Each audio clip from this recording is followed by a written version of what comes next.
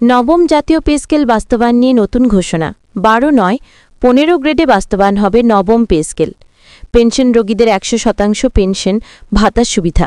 এবারের পে স্কেলে বেতন ইনসাফ ভিত্তিক, সর্বনিম্ন গ্রেডের বেতন 25,000 টাকা। বিস্তারিত।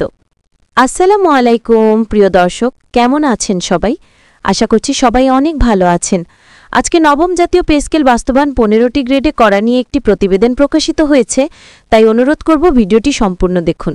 আপনি যদি আমাদের চ্যানেলে নতুন হয়ে থাকেন তাহলে অনুগ্রহ করে চ্যানেলটি সাবস্ক্রাইব করবেন এবং ভিডিওতে একটি লাইক দেবেন। অবশেষে কি তাহলে সরকারি চাকরিজীবীদের স্বপ্ন ভেঙে গেল? অন্তর্বর্তীকালীন সরকার কি তাহলে সরকারি চাকরিজীবীদের স্বপ্ন ভঙ্গ করল? পে স্কেল কেন 12টি গ্রেডে বাস্তবায়ন না হয়ে 15টি গ্রেডে বাস্তবায়ন করা হচ্ছে? তাহলে কি আবারও সরকারি চাকরিজীবীদের সাথে বৈষম্য করা হবে? তাহলে আবার কি কম গ্রেডের চাকরিজীবীরা বৈষম্যের শিকার হবে?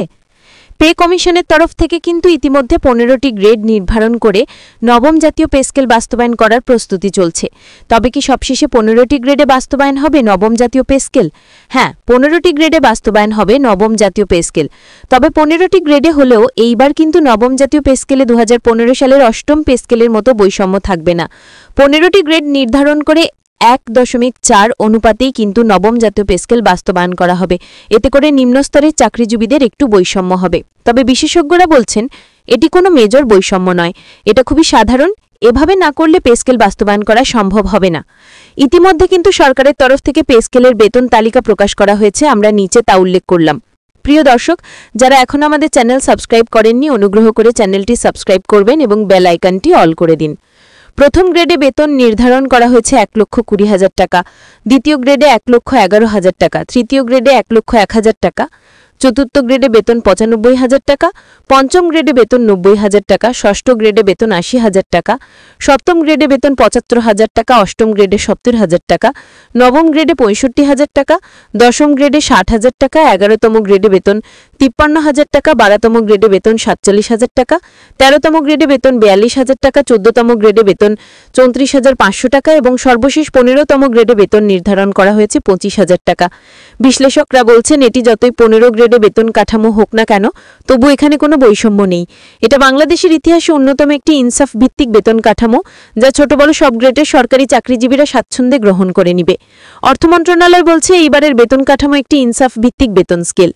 আমরা বর্তমান সহ আগামী 10 বছর বাজার দর বিশ্লেষণ করে দেখেছি, আমাদের এই নবজাতীয় পে স্কেল সরকার চাকরিজীবীদের আগামী 10 বছর অনায়াসে চলে। আমরা আশা করছি সরকারি চাকরিজীবীদের পে স্কেল নিয়ে আগামী 10 বছর আর আন্দোলন করতে হবে না এবং তারা 10 বছর আর্থিক সুরক্ষা পাবেন। এবারে পে স্কেলে শুধু পে স্কেলই নয়, অবসরপ্রাপ্ত চাকরিজীবীদের জন্য দারুণ সুখবর। কারণ এইবারের পে স্কেল অনুযায়ী আগে যারা অবসরপ্রাপ্ত চাকরিজীবী আছেন তারা এবং যাদের কোনো আত্মীয় স্বজন মারা গেছেন, যারা আগে সরকারি চাকরি করতেন, তারা এখন 100% হারে পেনশন পাবেন। সেটি আবার নতুন পে স্কেলের বেতন কাঠামো অনুযায়ী। সবশেষে বলা যায় এটি হতে চলেছে বাংলাদেশের একটি যুগান্তকারী পদক্ষেপ, যেখানে দীর্ঘ 10 বছর বৈষম্যের শিকার হওয়া সরকারি চাকরিজীবীরা মুক্তি পেতে চলেছে এবং আগামীতে কোনো চিন্তা ছাড়াই স্বাচ্ছন্দ্যে জীবন অতিবাহিত করতে পারবে। তো দর্শক, আপনার যদি পে স্কেল সম্পর্কে কোনো প্রশ্ন বা দাবি থাকে আমাদের কমেন্টে জানান, আমরা সেই দাবি তুলে ধরব। আপনি যদি এখনও আমাদের চ্যানেল সাবস্ক্রাইব করে না থাকেন তাহলে অনুগ্রহ করে চ্যানেলটি সাবস্ক্রাইব করবেন